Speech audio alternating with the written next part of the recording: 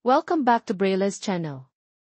Para po sa lahat ng naghihintay pa rin ang kanilang payout schedule, ay nagbabalik po tayong muli para sa panibagong payout schedule sa ating social pension. At good news! Dahil may isang lugar ang naglabas ng magkasunod na payout schedule ng kanilang local at national social pension. Kung saan ang mga ito at kailan ang nasabing payout ay yan po ang ating ibabahagi ngayon. But before po tayo mag-start sa ating topic, kung bago ka pa lang sa aking channel, please do kindly subscribe, like, and share na din sa ating mga kaibigan, kaanak o kapwa po nating pensioners. At please do share na din sa ating mga social media accounts para mas marami pa ang makaalam. With no further ado, let's begin na po sa ating topic. Good news! To all qualified seniors beneficiaries. Baka isa ka na sa makakatanggap. Local at national social pension magkasunod na payout as per schedule from June 10 hanggang June 19 of year 2025. Saan kaya ang mga ito? Ang buong detalye alamin. Narito pong muli ang panibagong payout schedule ng ating social pension at good news. Dahil may isang lugar ang naglabas ng magkasunod na payout para sa local at national pension. Umpisahan po natin sa probinsya ng Montalban, Rizal. Ang lahat ng beneficiaries ay makakatanggap ng para sa second quarter payout. Nakaschedule na po ang inyong payout this June 10, kabilang dito ang Barangay Balite, Rosario, Jeronimo, Manggahan at ang Barangay Burgos na gaganapin sa bawat barangay covered court.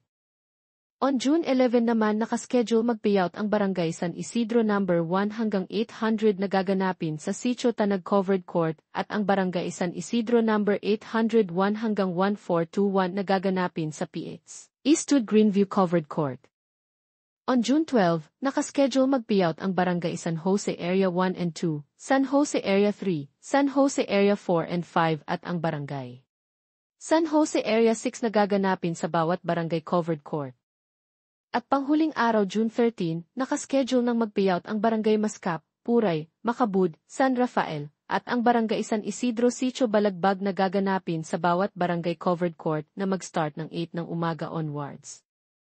Ang next schedule ay sa probinsya ng Piat Cagayan. Ang lahat ng beneficiaries ay makakatanggap ng para sa second quarter ng taon amounting to 3,000 pesos. Nakaschedule na po ang inyong payout this June 10. Kabilang dito ang Barangay Catarawan, Villare, Santo Domingo, Santa Barbara at ang Barangay Baung na gaganapin sa bawat barangay hall.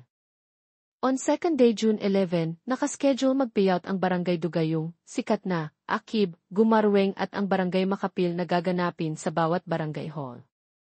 Sa ikatlong araw June 12, nakaschedule mag-payout ang Barangay Apayao, Villarino, Minanga, Calawagan, Poblacion 1 at ang Barangay Poblacion 2 na gaganapin sa bawat barangay hall.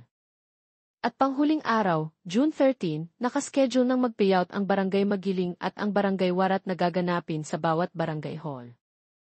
Samantala, ang probinsya ng Malitbog Bukidnon ay naglabas ng magkasunod na payout para sa kanilang local at national social pension payout para sa second quarter ng taon. Unahin po muna natin ang national social pension. Ang lahat ng beneficiaries ay makakatanggap ng para sa second quarter amounting to 3,000 pesos. Nakaschedule na po ang inyong payout this June 10 para sa Sitio Cagahuman, Sitio Impahanong, Sitio Victory, Sitio Uyonan, Sitio Logdec, Sitio Sabangaan, Sitio Tagmaray, Sitio San Migara, Sitio Tingag at ang Sitio Lake na gaganapin sa Sitio Sabangan Covered Court na mag-start ng 8 to 5 ng hapon. Ang Barangay Silu ay nakaschedule mag-payout sa inyong barangay hall na mag-start ng 8 to 5 ng hapon. Ang Barangay Quiabo at Barangay Umagling na gaganapin sa bawat barangay covered court na mag-start ng 8 to 5 ng hapon. Ang Barangay Mindagat ay nakaschedule sa umaga at ang Barangay Kalingking naman ay nakaschedule sa hapon. Gaganapin din po ito sa inyong bawat barangay covered court. Ang Barangay Poblacion ay gaganapin naman sa Senior Citizen Center. Sa pangalawang araw, June 11 nakaschedule mag-payout ang Barangay San Luis, proper na. Gaganapin sa inyong barangay covered court na mag-start ng 8 to 5 ng hapon. Ang Barangay Sumalsag ay nakaschedule naman sa umaga at ang Barangay Santa Ines ay nakaschedule sa hapon. Ang Barangay Sampiano ay sa umaga din nakaschedule na gaganapin sa inyong barangay hall at ang Barangay Patpat ay nakaschedule naman sa hapon sa inyong barangay covered court. At pagkatapos nga ng inyong national social pension, ay inilabas na agad ang payout para sa inyong local social pension nakaschedule na po ito this June 17 para sa Barangay Silu, Barangay San Luis at Barangay Kalingking na gaganapin sa bawat barangay covered court. On second day June 18, nakaschedule ng mag-payout ang Barangay Sampiano, Mindagat, Quiabo at ang Barangay Umagling na gaganapin sa inyong barangay covered court. At sa panghuling araw June 19, nakaschedule ng mag-payout ang Barangay Sumalsad, Santa Ines, Barangay Patpat at ang Barangay Poblasyon na gaganapin sa inyong barangay covered court. Ang next schedule ay sa probinsya ng Barangay Banganan Aritao Nueva Vizcaya. Nakaschedule na po ang inyong payout this June 10 na gaganapin sa inyong barangay hall na mag-start ng alas 11 ng umaga.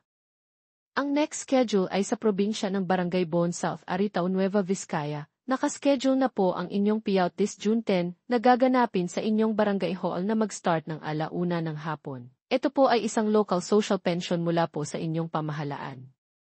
At ang panghuling schedule po natin ay sa probinsya ng Barangay Talubin Bonton Mountain Province. Nakaschedule na po ang inyong payout this June 10 na gaganapin sa inyong barangay hall na mag-start ng alauna hanggang alas 5 ng hapon. Para sa mga may katanungan o hinaing sa kanilang social pension o sa status ng kanilang application, ay maaari po tayong makipag-ugnayan sa ating mga barangay o sa mismong OSCA office para sa agarang kasagutan.